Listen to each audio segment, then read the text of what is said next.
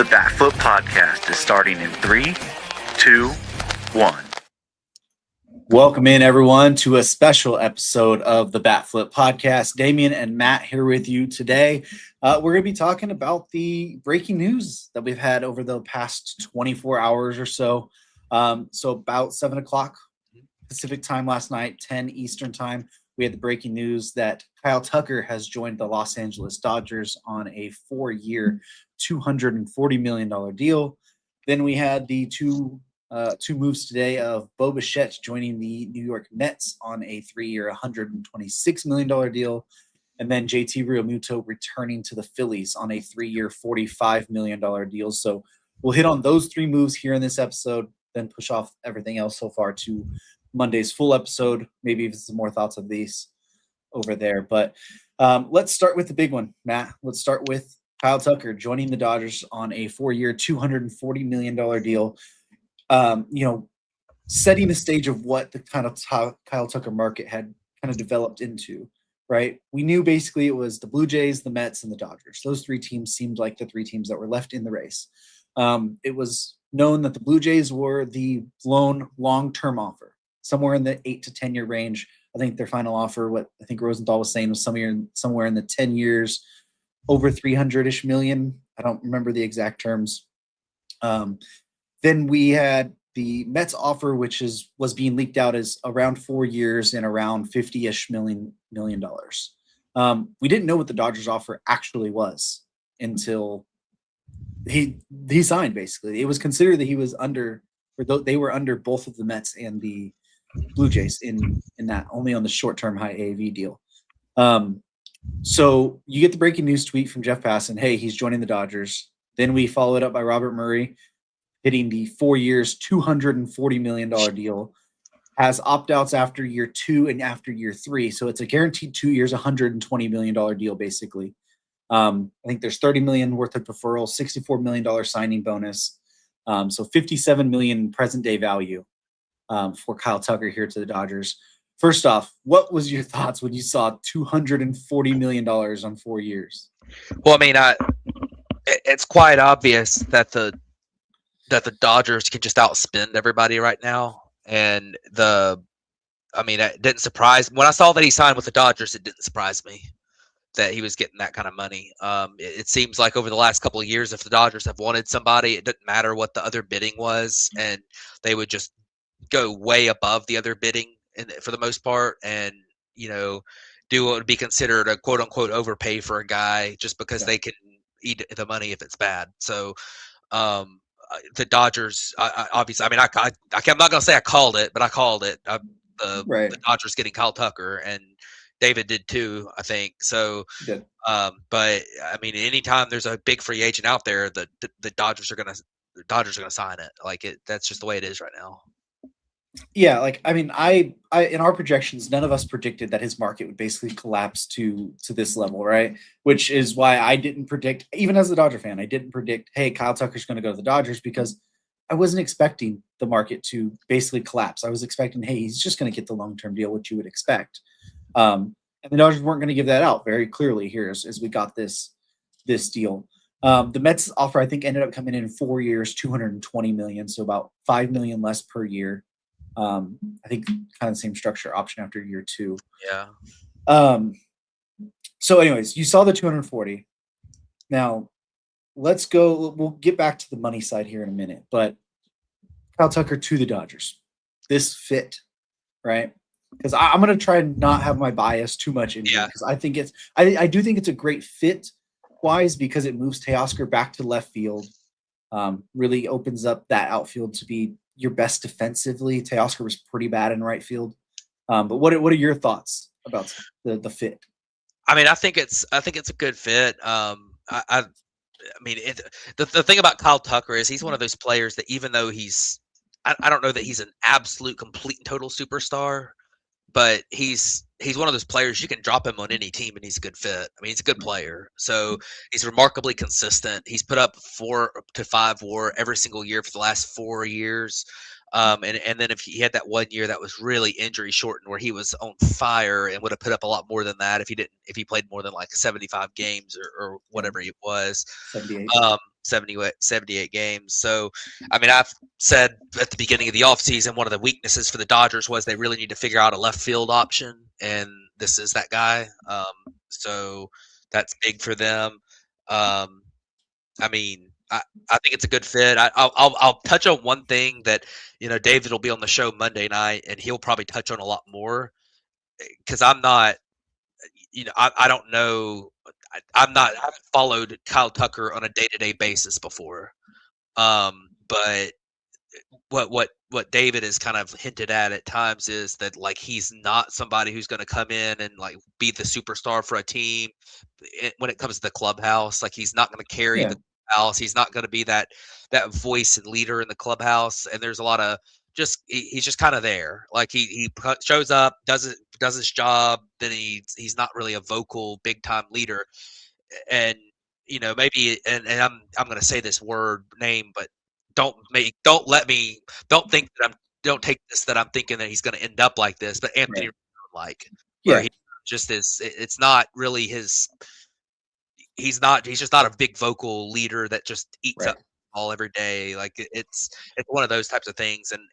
But Kyle Tucker's a great player. I think that part of being a fit for the Dodgers is good because the Dodgers have other guys who are that way. Right. They have the Freddie Freemans and Shohei Ohtani. I think is turned into a decent leader type.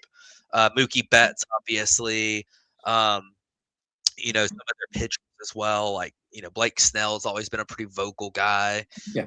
So like I think it's a good fit in that way that he doesn't have to be the superstar. He can just come in and provide his value and just be a guy on this team and not have to have the weight of the clubhouse on his shoulders, and for lack of a better term. No, I think that's a fair thing. I mean, there's been the rumblings of that, right? That it's a guy who doesn't fully want to be that leader. But like you said, on the Dodgers team, I mean, he's the fifth guy, basically leader-wise, or big name on there, I guess I should say, if you're looking between Shohei and Mookie, Freddie, and then you get to even Yamamoto, right, who's a big name too. Like, you're not looked at to be the guy there. So it fits there. And it's not a long-term deal like Rendon's was that you're really worried about what's the back half of this contract going to look like, even without the injuries, right? It's a 4-year deal at max here. Yeah. So realistically, probably a 2-year deal.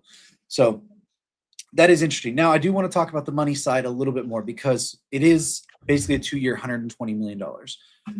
He can opt out at that point, has $120 million over 2 years he could still get, or you go to the market going into, I believe it would be your age 31 season, is because he's going to turn 29 here in, I think, tomorrow.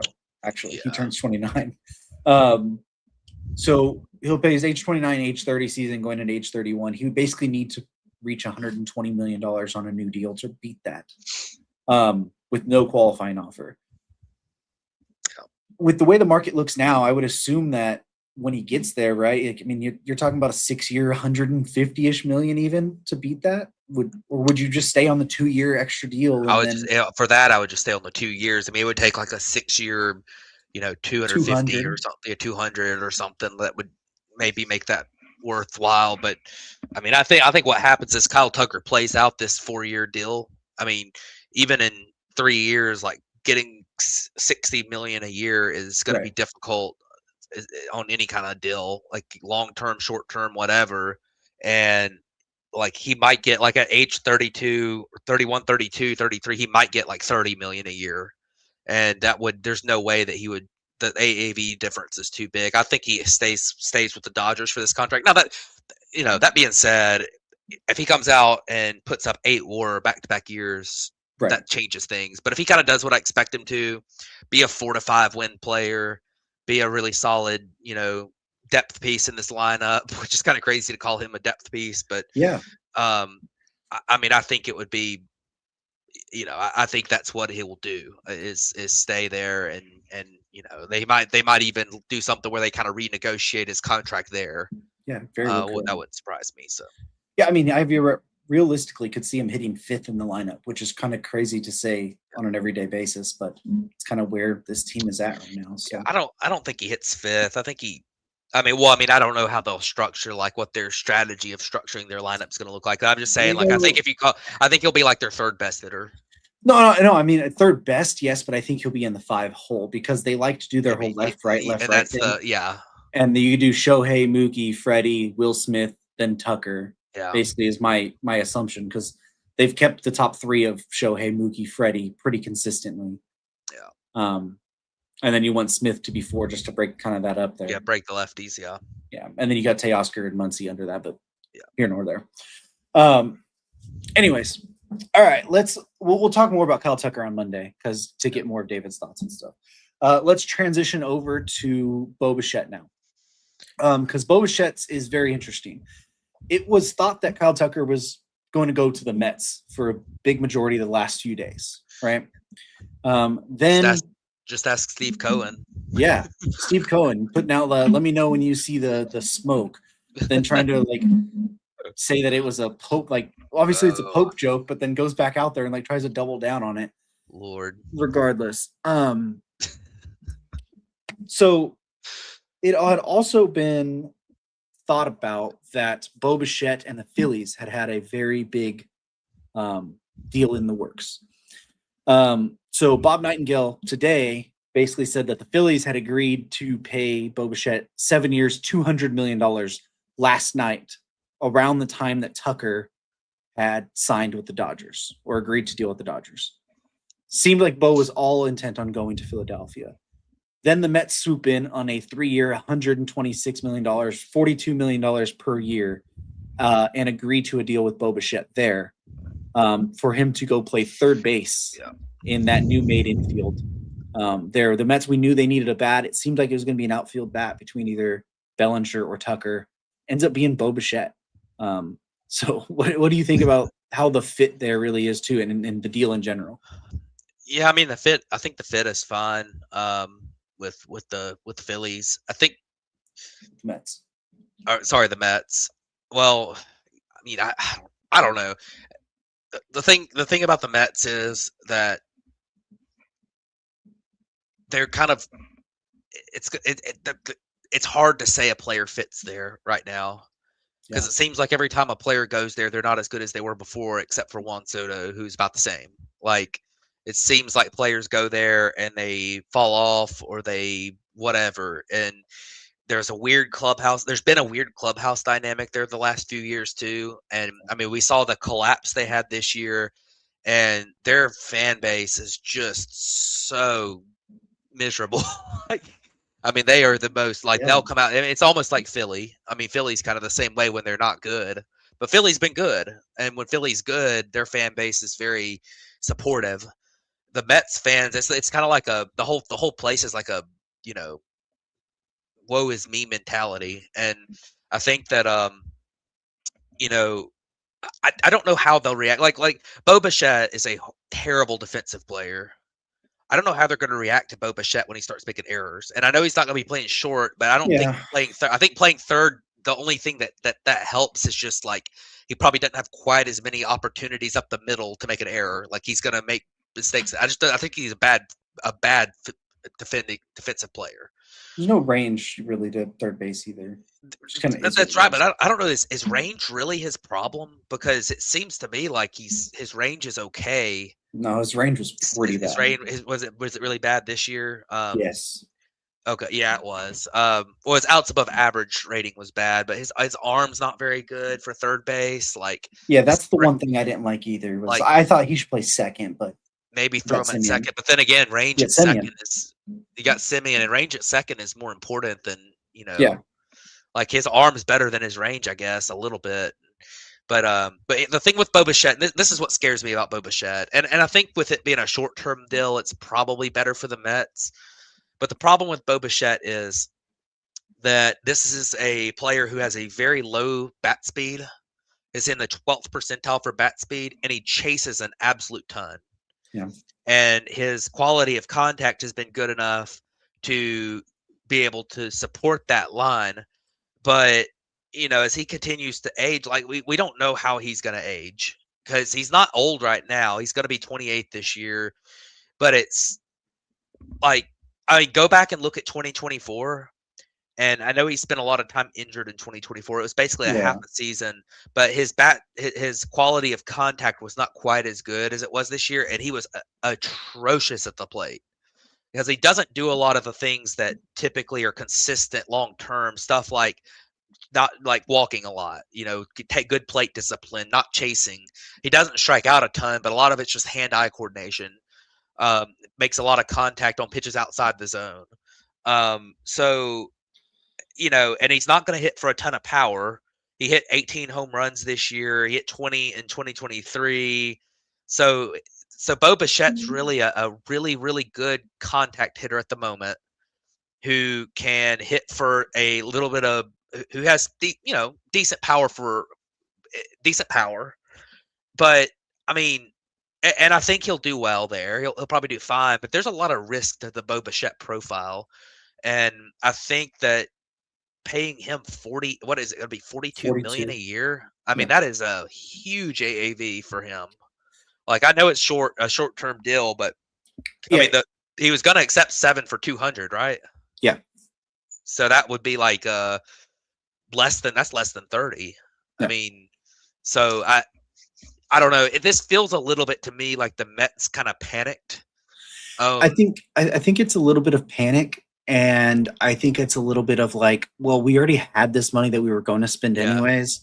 This isn't spending it all, and we still get the impact bat on the short-term deal because the other thing was like Cody Bellinger, but you're not getting him on a short-term deal. The other thing that I hate about this deal too is it's got an opt-out, doesn't it? After year one, it has opt-outs after both years. Yeah. So you're really just taking on a $42 million risk the next 2 years that if Bo Bichette's great this year, which the Mets, I'm sure, hope he's great, he's going to walk.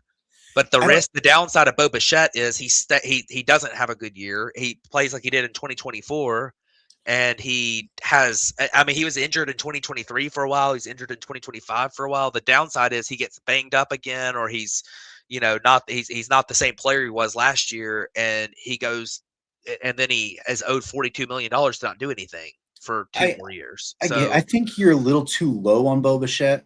I've always been a little bit low on Bo Bichette. I mean, you're talking about even in the seasons where you're talking about he's had missed games. Like 2023, he played 135 games, still put up about 4 WAR. This year, 2025, 139 games, put up 3.8 WAR.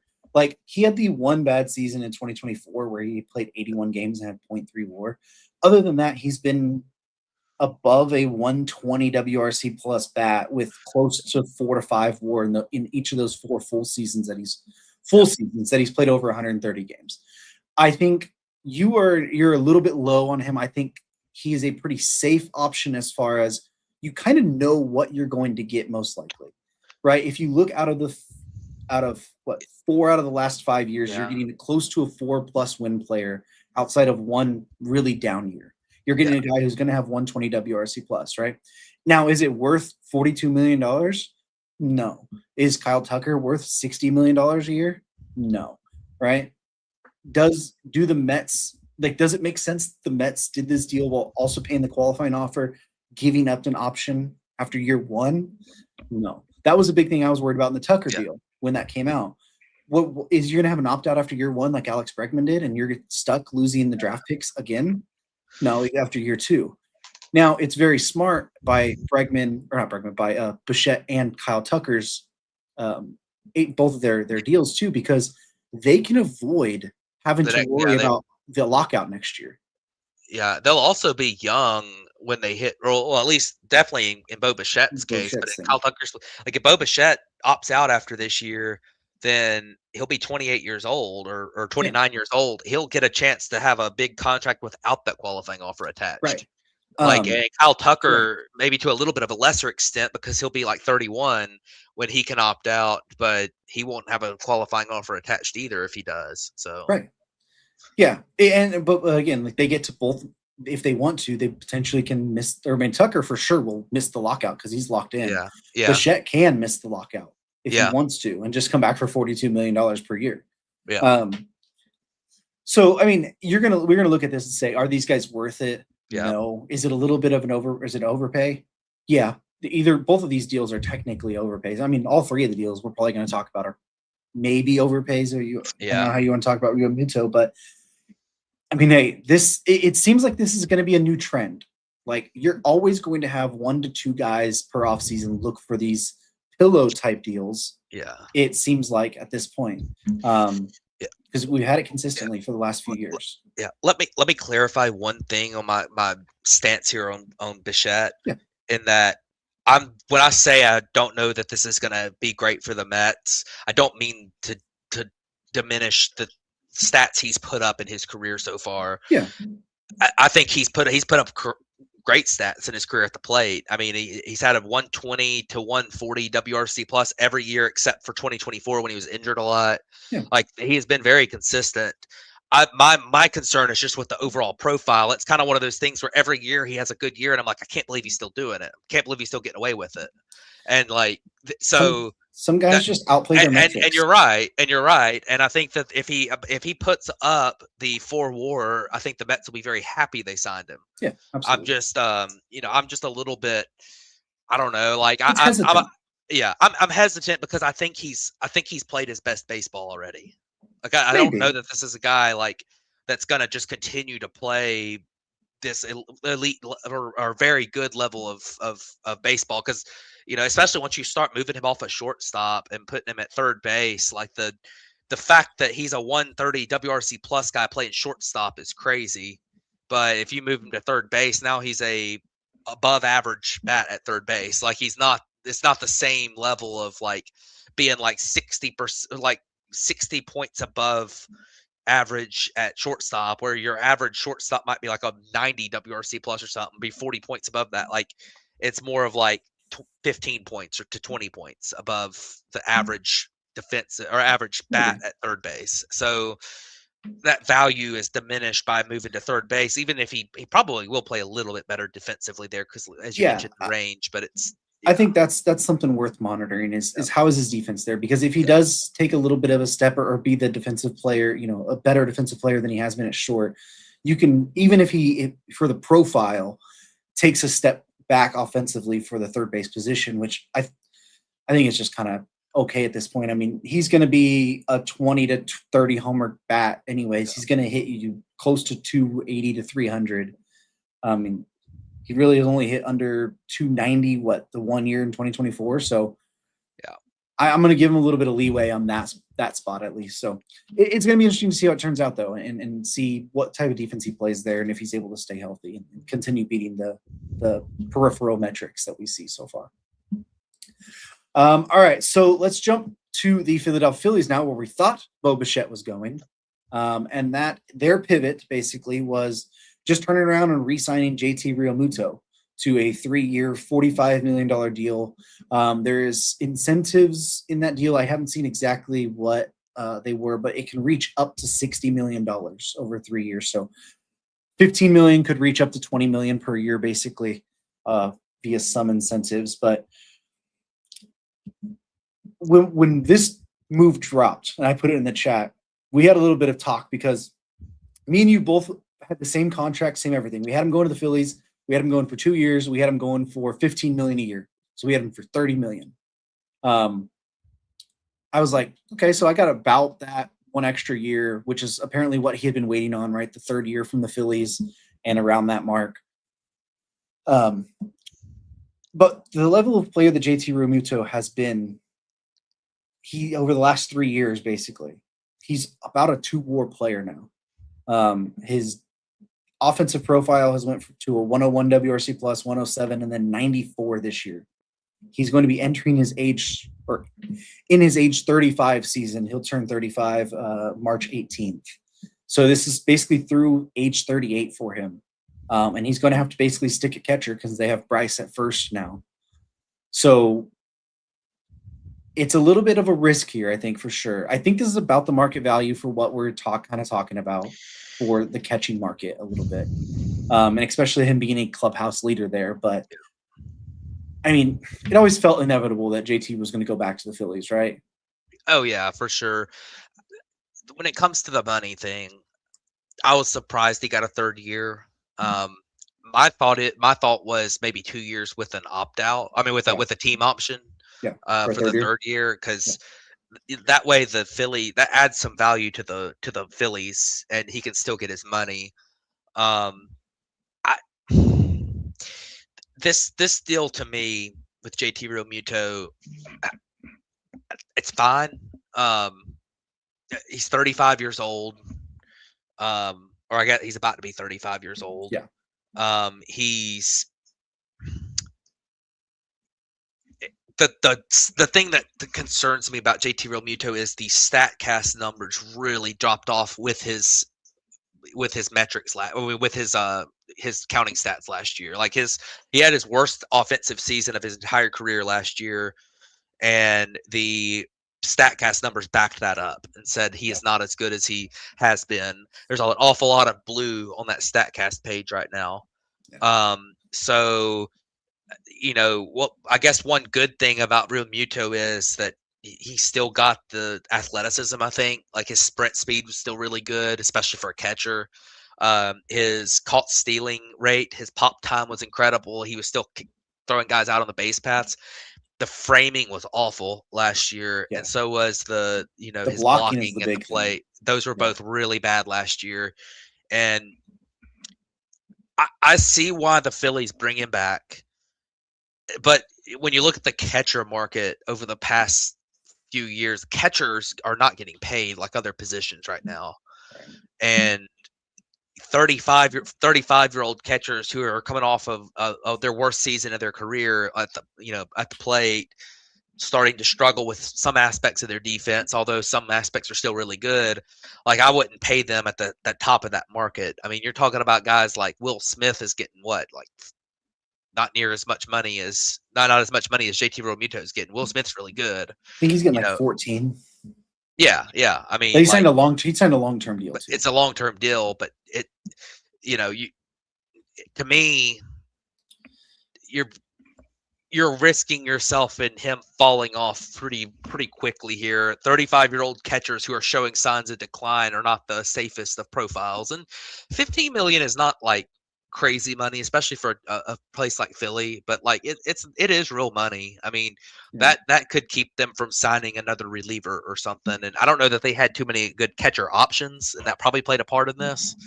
But and the clubhouse aspect of it did too, I'm sure. But we'll see. Maybe he has a bounce back year. I mean, but I definitely, if I was, I don't know that this is going to work out very well for the Phillies. Yeah, it kind of seemed like you ran into a spot of like, first off, it's a clubhouse guy, and second off, there's no other options. So like, is a divorce between you two really what needs to happen at the moment? Yeah. So it's like you kind of just pay up for that. I mean, looking at it, the next best free agent option had JT Realmuto went elsewhere was Victor Caratini that signed today. He signed for 2 years, $14 million, so $7 million basically per year. That feels like a lot for him too. Right. That's not a thing. The second best catcher on the market the whole time was Danny Jansen, who signed with Texas for $7.25 a year. 14.5 for 2 years. Again, that probably feels pretty heavy for Danny Jansen too, So you kind of just stick to you've been here, you're a leader, our staff. Yeah. We don't really have any other option. JT, like, do you really want to go elsewhere? I don't think he really wants to either. I think he's built a pretty decent, time in Philadelphia there. Yeah. Well, I feel like what you said, if it was 2 years with a team option for the third year, or some sort of like, this is a team option that could become a player option or something around there, that there's some sort of a thing that makes that third year option potentially become a team option via some stuff, then okay. But I think it was just, you gave the guaranteed third year and was like, we'll deal with it from there, because I mean, the Phillies just really aren't in a spot to negotiate of like, well, who's going to catch for us at that point? Then there's really no catchers on the trade market either. I mean, so could you not in a hard place? I mean, the thing is, like, I don't think there's really any catcher, but could you not have like called up Colorado and said, hey, we want Hunter Goodman? But the thing is what are you going to trade for Hunter Goodman? Because they're going to have him at a very high price right now. Maybe. I don't know. The thing to me with catchers is you have a few elite guys like Cal Raleigh, Alejandro Kirk, Langoliers has been really good, and Will Smith, obviously. I think Drake Baldwin's going to get there. William Contreras, I really believe it. But like, once you get beyond those guys, a lot of like you can piece together 2 or out of catchers from minor league free agent types, honestly, and these low dollar guys like a Danny Jansen comes in and has a good year defensively, and you can kind of piece it together and pay him basically nothing. And I just feel like JT Realmuto is getting paid for his reputation as much as he's getting paid for anything for I mean, what it's he's very expected to possible do this year. Yeah, Like, it's very possible that's the case. But that's also what you're saying. We also have to think about who's the one operating here, who's pulling these moves. Dave Dombrowski is not the type of, let me work out 2 WAR via minor league free agent from a catcher. Yeah. Just not what he's going to do either. Yeah, I guess one last thing I'll say about it, like Toronto's backup catcher last year behind Alejandro Kirk, Taylor Heineman put up 2.1 WAR at the same as JT Realmuto. Like you can find that, and the only other option, which I think he's still a free agent, that could have potentially worked out there, but he would have taken a big bounce back, is Jonah Heim. But he's been very bad the last 2 years as well. Yeah. But that Texas ballpark has become not hitter friendly either. Right. But he is a pretty good defensive guy. But he's had negative WAR the last 2 years. But he's a guy who would put up 2.7 and 4 years before that. I think this really comes down to you've been here. You're our leader. You know our staff. You know everything about it. We trust you. Basically, that like your presence here is more valuable than bringing in a new guy for less money, basically. So, anyways, that will do it for this episode. Real quick before we end, make sure to go subscribe to the YouTube channel. Help us here. Last time I looked, there's 90% of the people that watch this channel are not subscribed. It doesn't cost you anything. Just helps us out, helps us push out to the algorithm a little bit more to get more people in here to help us out, help us grow.